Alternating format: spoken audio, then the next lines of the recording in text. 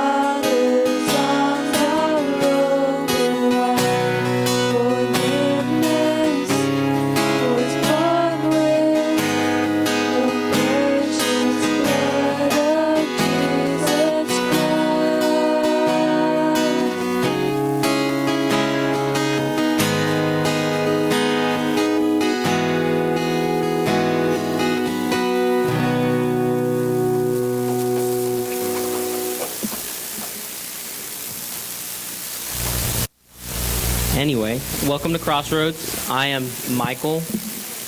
Hi, Michael. Hello. If this is your first time coming here, welcome. We have Crossroads every night. Doors open not every night. Wednesday nights, almost every night. Yeah, math is hard. We will have the Awana Grand Prix March the 7th. Buy your car. They're $5 for a wooden car, and Keith will be giving out real prizes instead of participation ribbons and plastic trophies. There will be gift cards with money on them, so come and beat, because he thinks he's going to win.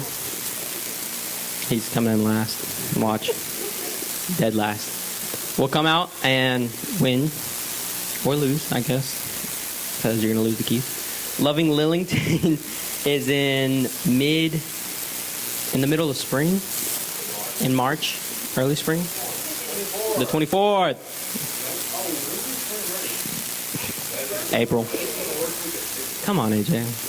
Get the program. You've been to school how many years? Anyway. Talk to Keith if you want to help out with that. He is leading that project. Or Steven, he is also helping with that. And if you want to volunteer and help with that in any way, I'm sure we can find you something to do. Oh, Peyton too. She's also doing.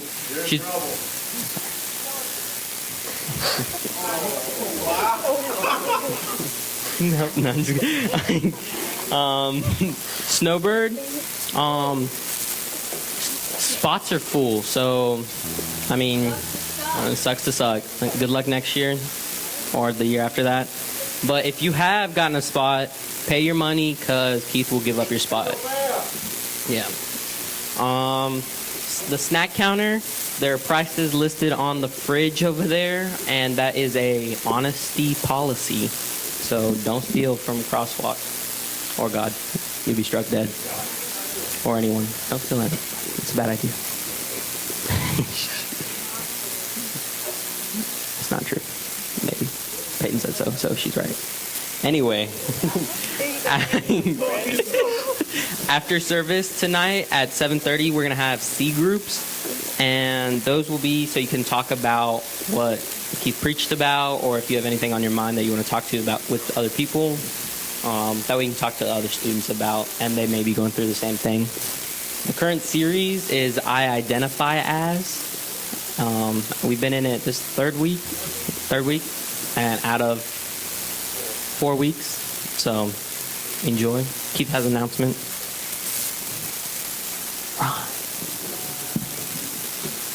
All right. So Michael's been doing a more than fantastic job of doing announcements.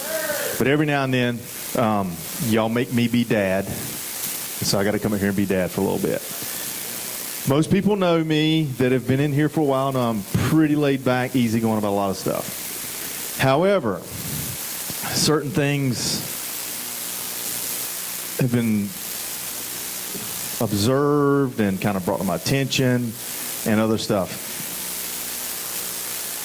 Somebody, I'm not going to say who because he's not in here, spent 10 hours waxing that floor over there.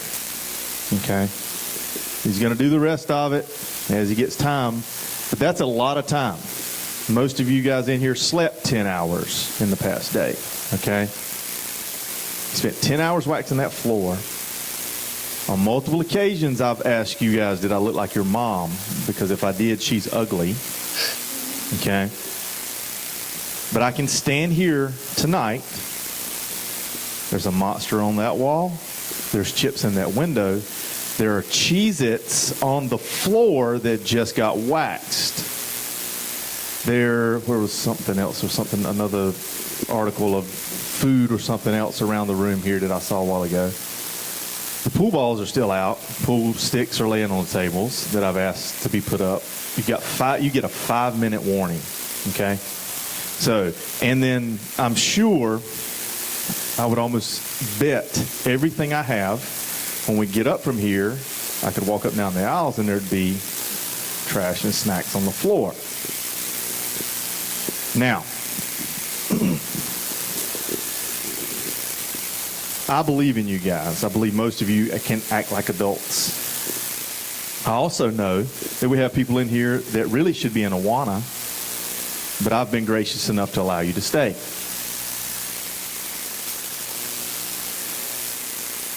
My grace runs out a lot quicker than God's.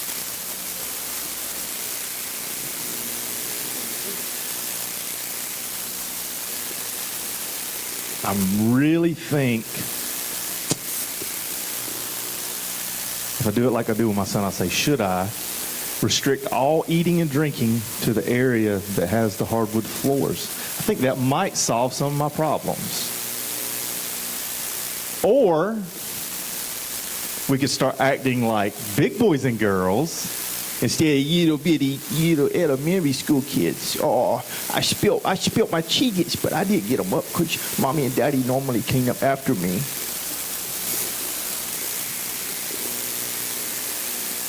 If I was the one that did that, I would hate my life right now. I don't know, what do y'all think? Because most everybody in here do adult pretty good in here, and they have ownership in this room. So what do y'all think? We give them one more chance to adult, or should I just go ahead and take it away? Next week, if there's trash, I may just take all the snacks out. Period. Look, because I've also watched Full Metal Jacket way too many times. Anybody who's ever seen that movie knows that when Private Powell keeps screwing up, instead of him having to pay, like, get in trouble each time, eventually the drill sergeant allowed him to screw up and then punished everybody else to the point that they got tired of it and they beat the crap out of him with a blanket party. All right? I love that idea of peer pressure. So I'm not telling you to beat the crap out of somebody. What I'm saying is, if you still want to have all these privileges that we offer, they're all privileges, none of it's a right. You might want to straighten up the few people that are screwing it up for you. I use that in school all the time. It works like a champ. I'm telling you, works like a champ. Okay? So, if you're one of the ones screwing it up, gut check, figure it out. You're not a kid. You're not a baby. We're not your parents. Get it right. If you're one of the ones that are sitting here right now like, this sucks, I don't like seeing him like that, you might want to get them right that are screwing it up. All right?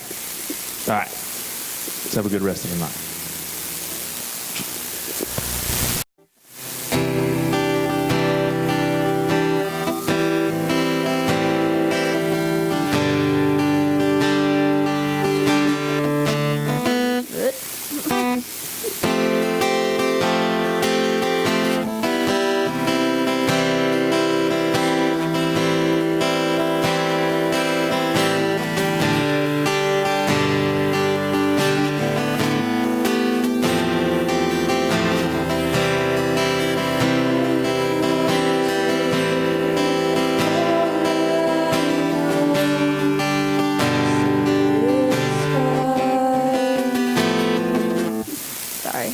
Start that over. If not.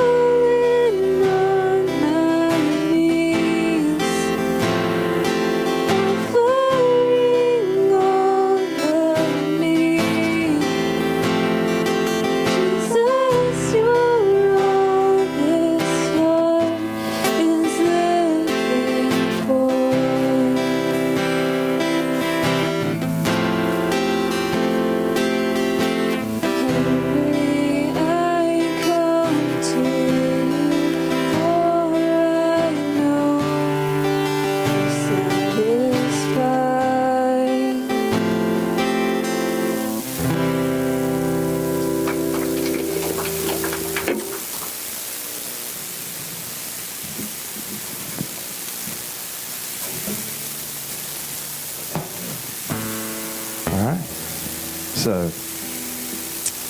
week 3, identify as.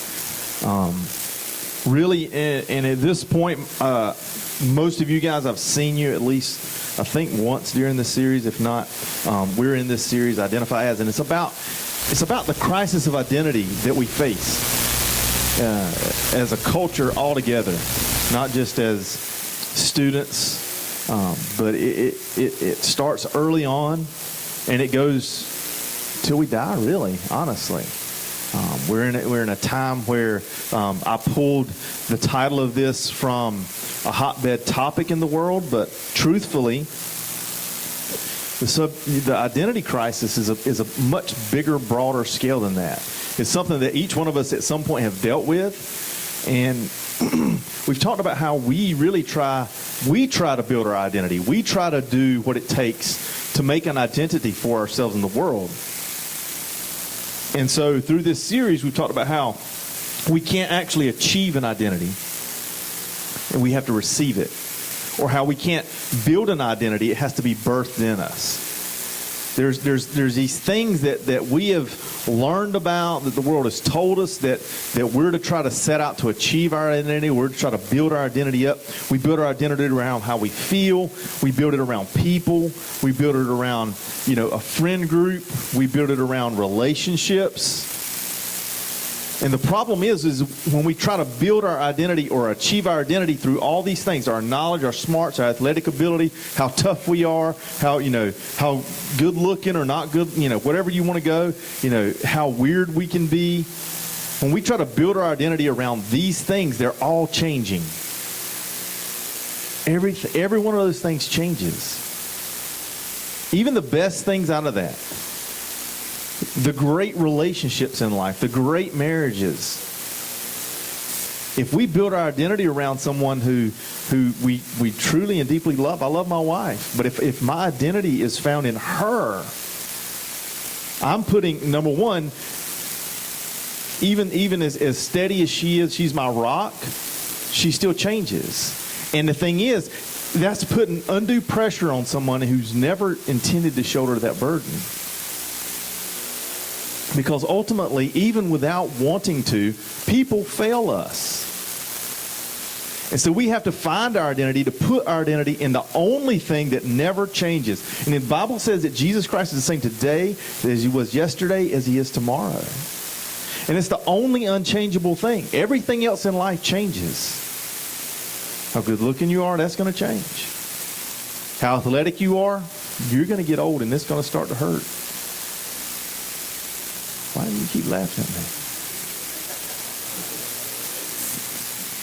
at me? And all these things change. People change. People will let you down. So the only unchangeable thing is in Jesus. And so Genesis 3 says, you know what?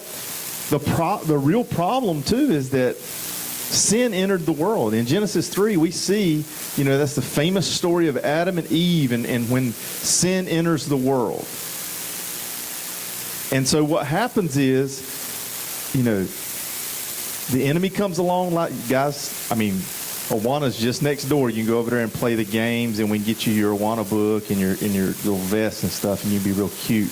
Be like my son. You carry your little vest, get your little green shirt. I'm in Sparky's. That's where you belong. That's how you're acting right now. Like a little kid. And everybody's looking at you and like, why is that little kid in here acting like that? I'm just telling you the truth. Telling you the truth. So, what happens is sin enters the world, and it causes us to do all kind of things. And we're born bent. We come out of the womb bent one way or the other for different types of sin. Because sin isn't something we do. It's who we are. Essentially, it's who we are as a person. We are sin. And because we're sin, we can't be, because we're broken, we come out broken, we can't be in the presence of a holy God. Because God is holy, he can't even look upon sin because he's that holy. You did or who you were. And you're trying your best to break out of this mold and be this new person, but you just can't. Like for some of you in here, I know some of you in here when you moved here, or when you had a fresh new start, or even for some of you when you first came to Crossroads from another church, it's like, oh, I got a new start. But you still carry your baggage.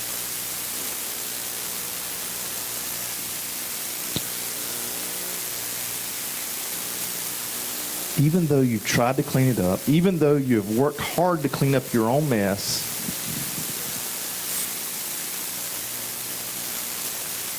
it leads to something.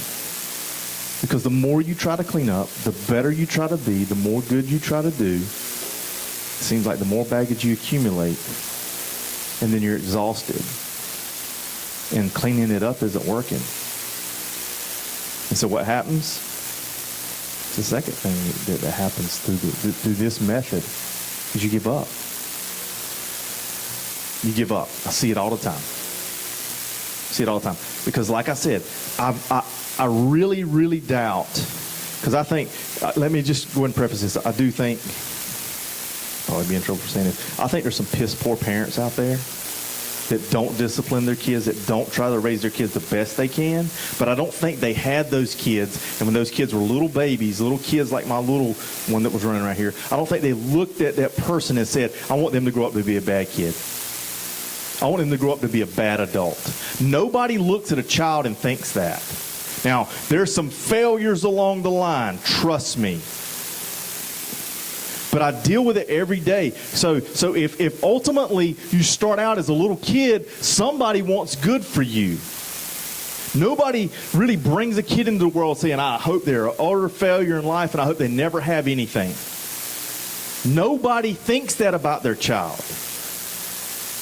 But somewhere along the way, people and parents, they try to clean up their mess and clean up their mess and clean up their mess, and they get tired, and then they just give up. And then you deal with students who fail out of school. You deal with students like I have every day that are freshmen that can't get their act together and haven't earned a single credit from that first semester. Not a single one. And then you pull them out and you're like, hey, what's going on? I'm concerned about you because I care. That's why I teach. I care.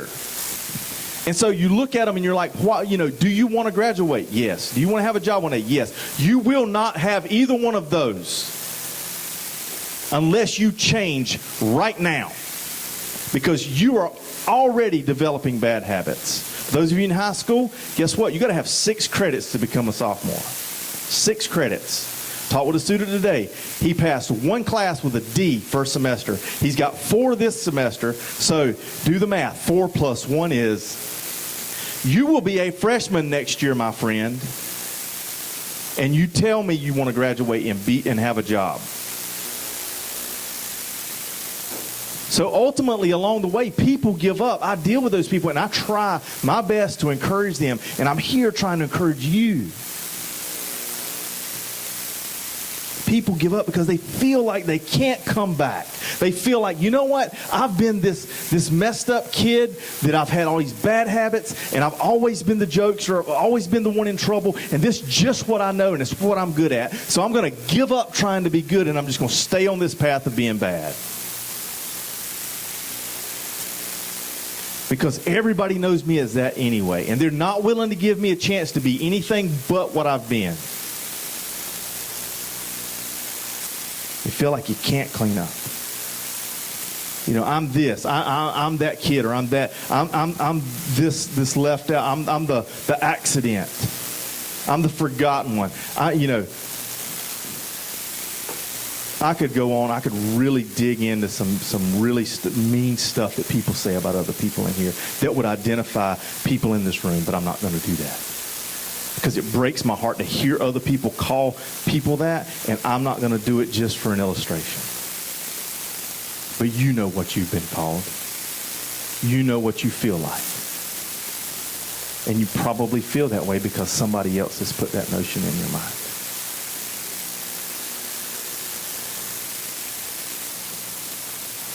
I will always be this, and at least if I admit it, people can't hurt me anymore. At least if I know who I am, people can't tell me who I am, and it's not who I want to be. So if I admit it, they can't hurt me. And you know what? At this stage, this is where we see depression, which is sad. I look across this room. You guys are young. Not a single one of you in here has a mortgage. You don't know what it is, ask me later. Not a single one of you has a mortgage. Not a single one of you in here has the burden of raising a child hoping that they'll follow Jesus one day. Not a single one of you. In my eyes, that says to me, there's not a single one of you in here that should have any reason to be depressed. But I know in the bottom of my heart that that's a lie, because several of you are probably depressed. Because you've been trying to clean up your own mess. And it's created baggage.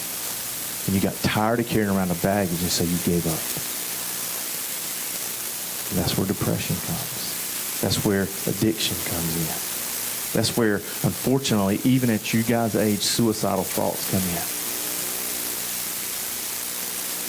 Man, if you're in here and you've had those thoughts, God has so much more for you. Do not give in to that stuff. It's not nearly as bad as you think it is.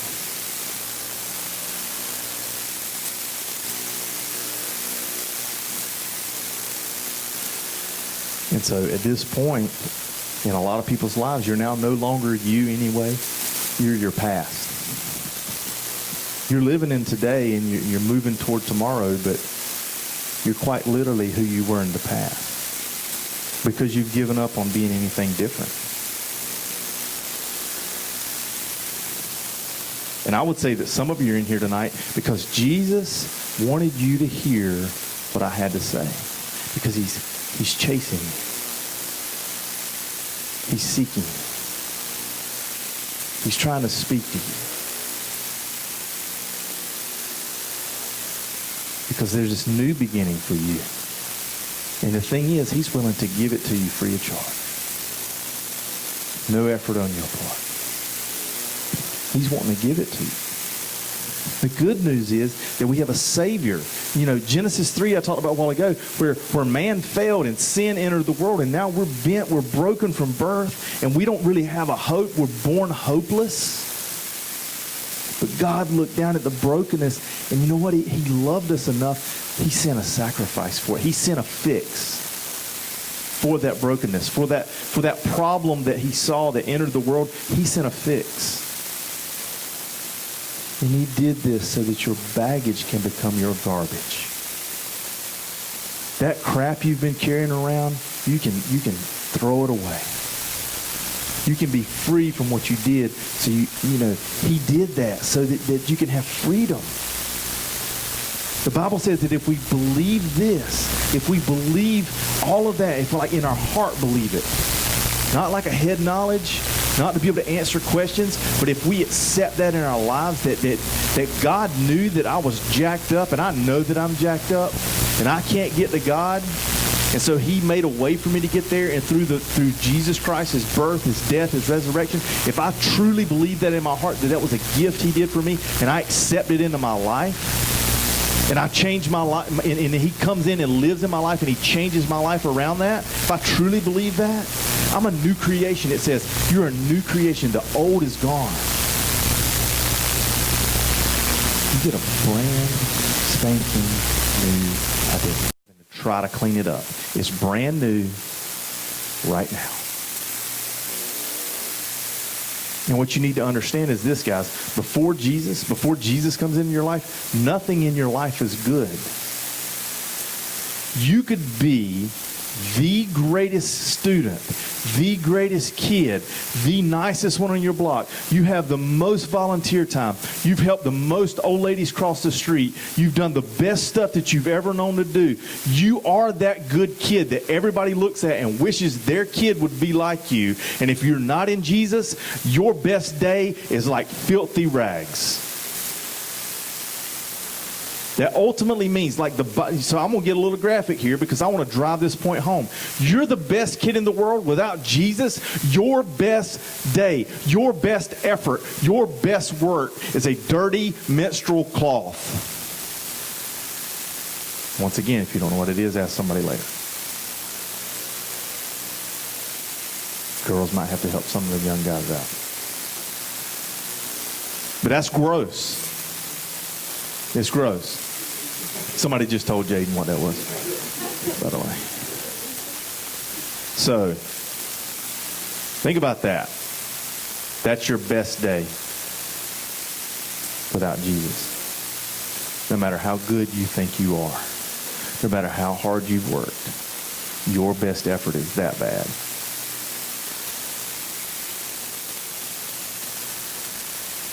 Even if you think you've done a great job of cleaning up, your best day is trash. It's like basically taking something that's broken apart into pieces and polishing up all the little different pieces that are broken, but it's still broken. This is a shiny, broken vessel.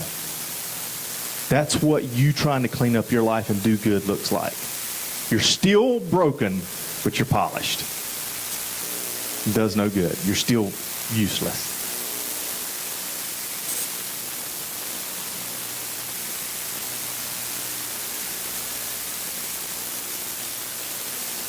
But you know what? It's not about what you've done. It's about who you are. Some of you are so tired and you're so frustrated with life, and that's sad. That breaks my heart that some of you at this point in your life are tired and you're frustrated. And you feel like you're up against the wall of the world and all these things at your age. And as you're working so hard to make your own identity, to really be good and to try to get better and not do this and not do that. But what you need to remember is you just need to call on Jesus to come help you. You need to stop trying. He can give you a new identity, one without any work involved. The new identity says you are now God's son or daughter. And you know what? You're viewed as absolutely perfect. Without spot, without blemish. Hebrews 10:14 says this. Listen, this is an awesome verse. For by a single offering, he has perfected for all time those who are being sanctified. Whew. Man, that's good news. That is good news. By a single offering, he has perfected for all times those who are being sanctified. In other words, if you believe in Jesus with your heart, if he is a part of your life, if the Holy Spirit lives in you, you are sanctified daily. And with that one sacrifice made on a cross 2,000 years ago, we're perfect forever. Amen. I'm excited about that because I know what I am. He says, because of what I have done, you are now viewed as perfect, not what you have done. The dictionary term, if you look up perfect in Webster's, it says without flaw or defect. Listen to this second part of this definition. As good as it is possible to be. Can't be any better. If you're in Jesus, that's you. If you have made a commitment to Jesus with your life, you're as good as you can possibly be. You're without defect.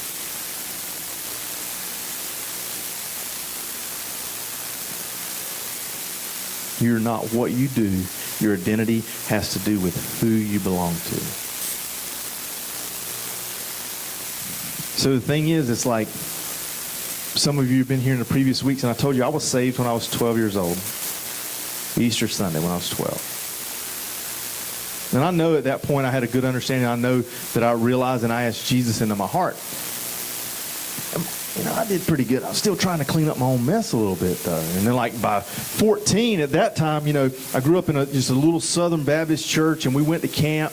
And the thing is, it's like, you know, when you go to camp, woo, everything comes off, and you're at camp, and you're separated, and you're just diving into Jesus for several days, and you know it's really easy. And so the big thing of that time was to come back. I'm rededicating my life. At 14, I rededicated my life to God. That was the big thing. You got to rededicate yourself. You got to clean up. Guess what? You got to get a new start. And so I did that, and then I'd go through, and went through high school and college. I didn't do so good. Some of you have heard more about my story than others, but bottom line, I lived a very sinful life. You ask me if I'm saved, I would tell you I'm saved because I was. But I was trying to clean up my own messes. I was trying to run around and hide things I was doing. I was not living a very Christ-like life. And see, that's the thing. Most people think, well, I got saved. I get a new start. I get to start off fresh. And then the thing is you get saved and then you walk around. It's like, y'all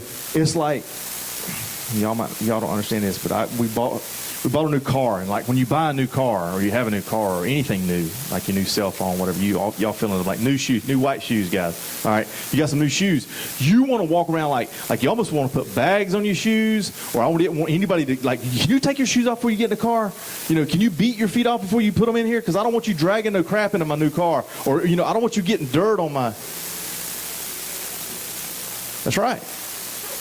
Because here's the thing, it's a new car. Guess what? You get saved and you're like, I'm a new creation. I'm brand new. I'm spotless. And so I don't want no dirt getting on me, so I don't want to be near that. I don't want to be near that. God, I hope I don't mess up. And I'm walking around on pins and needles, and all of a sudden, like, oh, God, there's something happening, And so, we walk around stressed out because we think we're this new creation. We got this brand new start, and we don't want to screw it up. And so we're always walking around scared we're going to mess it up.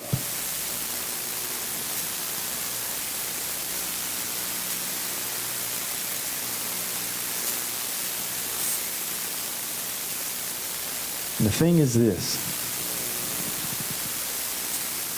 you don't have to live like that. I'm pretty sure that's the thing that at the time the church was kind of propagating is the reason I rededicated my life is because I felt like, okay, I was saved, but kind of messed it up. So I got to get a new fresh start so I don't mess this one up. And that's not how it works. That's a lie from the pits of hell. The fact of the matter is,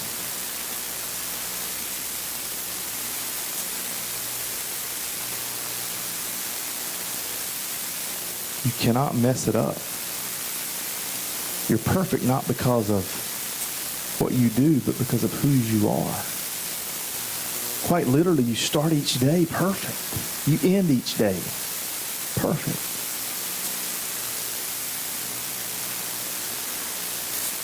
And the thing is, you know what? You're going to mess up.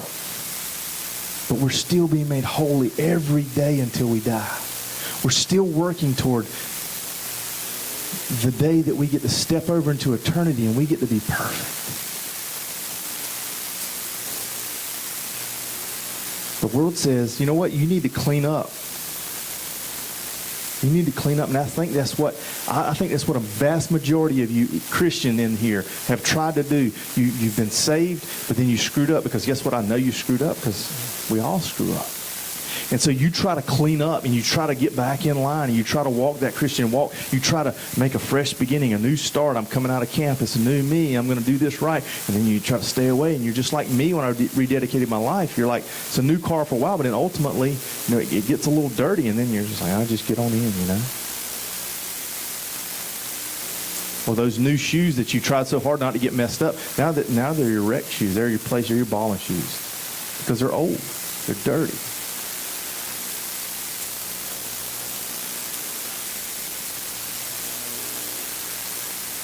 The world says you need to clean it up. The world says you need to clean up, and that's what most of you try to do. But Jesus says, you know what? You need to open up.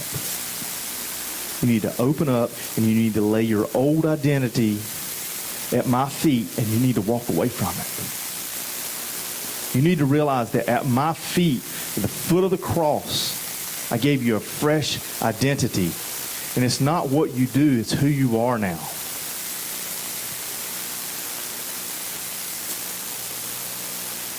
Jesus says you need to open up, you need to confess your sin. The sin that you're struggling with, that sin that seems to keep you down, Christian, you need to confess that and get it out in the open. I'm not saying you need to stand up now and tell everybody. I'm saying you need to tell somebody. You need to confess it. Because if you're saved and you're still heavy burdened, if you're saved and you're still walking around and you feel like the weight is on your shoulders of sin, the weight is on your shoulders for your identity, you need to understand that's a weight you were never meant to carry. That's not your burden to bear. It's the Lord's to carry. You know what? It feels too heavy for you because it is too heavy for you. It's not your load. And the problem is this. You need to lay it at his feet.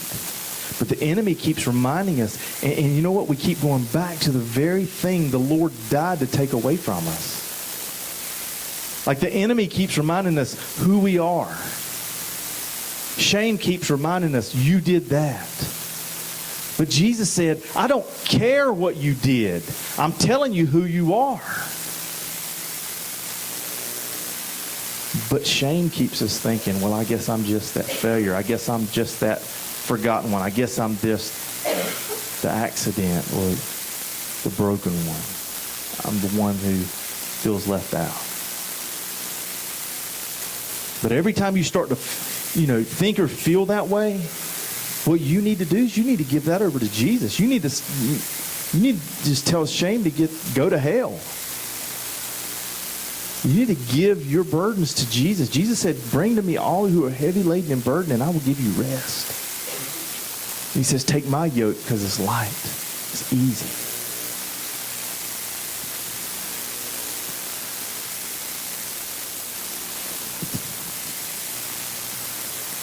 You see, if we approach Jesus, and this is really for the Christian in the room, if we're troubled and we're burdened with stuff and we feel like we're a little bit dirty or we're not clean, we've done wrong, and we approach Jesus and we have those things in our lives, every one of us in here probably has something in our life that we're just holding on to really, really tightly because it's ours. Maybe it's your dirty little secret. Maybe it's your guilty pleasure. Whatever it is, but there's things in your life that you're holding on to really tight with a fist. And if you approach Jesus and you've still got that thing clenched in your hand, he can't help you. He can't help you because you're not willing to turn it loose. Jesus says, you know what? You come at me with your hands and your arms open and you lay it down and I'll help you with it. But you've got to give it up. You've got to let it go. You can't keep trying to hold on to it. Keep trying to clean it up yourself. Fix it yourself. It's not going to happen. Shame can tell you what you did and who you are in light of that. That's what shame does. You did that, and so because you did that, that's who you are. And this is who you are in light of what you did. But Jesus tells you whose you are and who you are created to be. He knows because he made you. You know, the thing is this, I'm a construction teacher and I'm also a builder, and I do a lot of stuff with my hands, and I use a hammer. Jeff used this illustration, Jeff Dillon next door used this illustration one Sunday morning. If I take a hammer, so a hammer, hopefully most of you in here know what I'm talking about when I say that word. It's not foreign to you, I hope. Okay? But a hammer, think about it. You've seen people use a hammer. You've seen a hammer in your life. If I take that hammer and I hold it by the claw on the head and I start taking the butt of it and I start bashing on a nail, and I bash on a nail here and I bash on a nail here.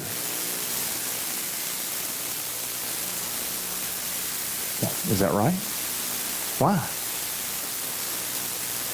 Why is that not right? It's what I want to do.